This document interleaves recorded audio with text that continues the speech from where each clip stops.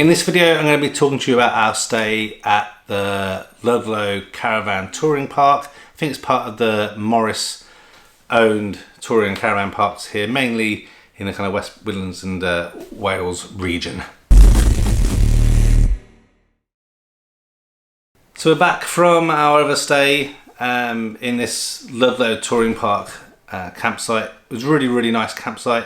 If you watched the previous video, we hadn't been home when we went to this campsite. This is the first time going from one site to another. So I went away for a total of 10 days, coming all the way across from the Peak District over to Ludlow. It took us a couple of hours through those back lanes, but access into the campsite is very open, very spacious, through a long kind of sweeping drive, and then in you go.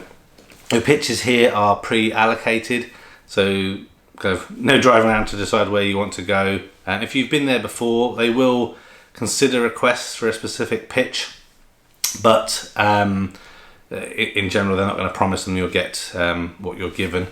In terms of for our particular pitch, it actually worked out quite well. They like the awnings to kind of open up on the right hand side, which I think is common at most UK campsites, but in the Hero Camper, obviously being a European camper, it opens up to the left. So what they said to me was, as long as the pitch that I was on meant that if I opened up my awning to the left, I wasn't kind of staring at somebody, then they'd be okay with that. If not, they'd prefer me to go front in and have the awning open up to the right. Fortunately, I think it's pitch number 5 was nicely on the end, and it wasn't going to be facing anybody, but just to be sure, we kind of opened it up. I took a picture, went back to reception and just confirmed that I'd be happy with that, and that was fine.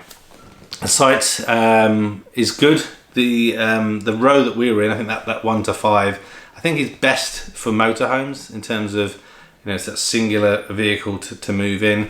Again, I'm still new to this whole thing, so when I actually reversed in to our kind of pitch, I had quite a bit of trouble in terms of there's nowhere to drive the car forward to straighten up, so I kind of overturned it a little bit.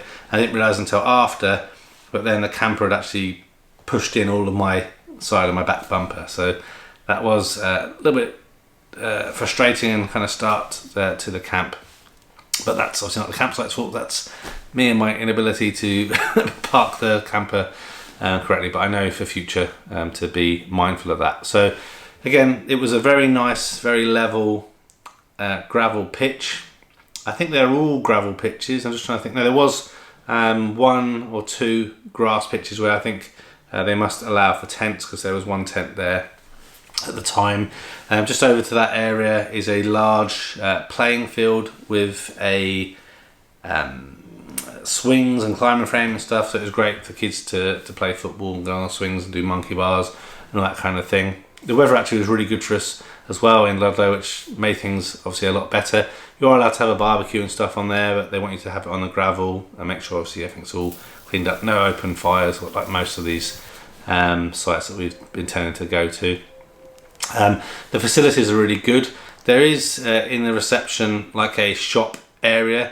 Even though it's quite a big space, they haven't got lots of stuff and it's not replenished every single day. So there is kind of milk and butter and bacon and stuff. The milk seems to be replenished most days, but bacon and butter and stuff like that, we already had those things anyway, but they weren't stocked up. But there was bread and biscuits and chocolate bars and ice creams and stuff. And then kind of the back part of the shop seems quite heavily focused on equipment. So there's Kadak safari chefs and awning pegs and all sorts of stuff. So if you're short on something or you break a hammer or lose a peg, they've got quite a lot of stuff there, and then a couple of little kind of toy cars, items and stuff for your kids to nag you about that they want you to buy.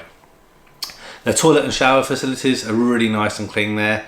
Whilst we were there, actually, they were being inspected by some kind of Loo of the Year inspector people, and you look on the wall that they've apparently won kind of toilets of the year multiple years running. It's very nice and clean and quite modern. It seems quite a new modern site there, and again very nice, very open, very well maintained. Again, that site is surrounded by fields, and you can hear kestrels flying around and hunting and doing all sorts of stuff, which is really nice.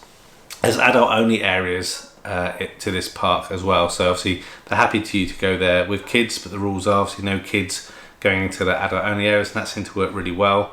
All the kids were well behaved and there was no issues. And then they also have some static kind of caravan cabin things, again in another separate area, that are up for sale and stuff that again people shouldn't be going into. It is near a river, but you can't see that or access it from the campsites. There's no sites that overlook the river at this particular site, but some of the other ones in their franchise, I think it's a franchise or their owned area, have got lakes and things. And based on the experience we had there at Ludlow, we will definitely try out one of their other sites. I think they have 5 altogether. 3 of them, one being the Ludlow site, have got playground areas, which are great if you've got kids, and I think the other 2 haven't. So again, if you haven't got kids and those things aren't considerations, then definitely consider checking those out. Most of them in the kind of Midlands, Shropshire and Wales areas, but I'll put a link in the description to their website so you can check out some of their other campsites. They are Caravan and Motorhome Club affiliated, so you get a slight discount when you get there, and you hand over actually either your driving license or your Caravan and Motorhome Club card as like a deposit kind of thing. But the stay was really, really good. Enjoyed everything about it. Again, the weather was really good, which always helps. Another thing that was actually really good is they have a really large open field for dogs, so you can take your dog there. Obviously there's other dogs in there, you want to keep it on the lead because you don't know what other dogs are like, but it's such a big space area. Myself and other owners, you could see, it wasn't really that busy all the time, so you could definitely get up there, let your dog run around, let off some steam, and then put back on the lead and come down. It was really good. That site also had people come to site. So I think whilst we were there, they only had a fish and chip van that turned up. So again, we did try the fish and chips from there. We're making a habit of trying these food vans at these different sites. Again, didn't have to wait as long. They turned up earlier compared to the previous site that we were at. And their food actually was quite nice, but it's like their chips are battered chips. It's kind of weird. The chips were very battered, and the fish didn't seem as battered. It was a bit weird. It was nice, again, but not necessarily sure we would go for that again. The queue wasn't that big, but worked out really well. So yeah, another site that we really enjoyed. Nice location. Ludlow's a great area, so it's not far. You can walk into Ludlow if you like, or obviously go into in the car for a drive around. There's Ludlow Market, Ludlow Castle. The market's just kind of out front of the castle area. It's a nice small area within walking and driving distance, and yeah, definitely a site that I think it's the first site we've definitely said yes, we will definitely come here again, and it actually might be a good site in the winter as well, because it's kind of down in a valley a little bit, so somewhat shielded from wind and everything. I think the only thing that was I took a little bit getting used to is after 5:30 until about 8 or 8:30 in the morning, the toilets are locked. So you get given a key to obviously open the main door to the washing area. But the amount of times myself and my wife or the kids and other people went up to that door after 5:30 because you need to go take care of business, and you realise, damn it, you've forgotten the key. And obviously the other issue is if a member of your family is already in there with the key and you need to go, you can't. You've got to wait, and either someone might let you in or wait for them to come back and get the key. So one of the other sites we stayed at actually had a pin combination on the door. So again, if you're trying to lock it, I don't know whether it's to stop kids playing around in there or stop random people turn up. I'm not sure specifically why they lock it, but that was the only kind of little niggly piece. They also have like mixed recycling, so you put everything into one bag, and apparently they say that they take everything out to recycle. There is a laundry area as well that's in the locked area where the toilets and showers are.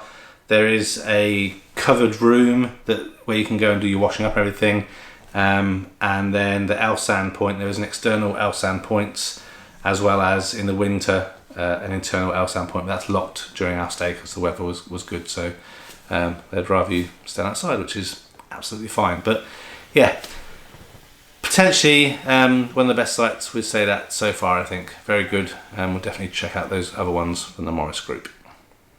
So this video was helpful. Again, at this site, still sleeping in the awning, but no surprise visits from hedgehogs or rabbits or anything like that. And again, this is the longest time that we've been away now. This is 2 camping trips back to back over 10 days, and everything was absolutely fantastic. So still loving the Hero Camper Ranger. I'm hoping these videos are helpful to give you a little bit of insight to what our setup looks like when we're out camping with the overlay videos. Give you a little bit of insight to some of these sites. Perhaps you've not been to them before, perhaps you're considering them, and it is a bit helpful. So I appreciate if you could like the video. It helps me and obviously the channel get noticed by the YouTube algorithm.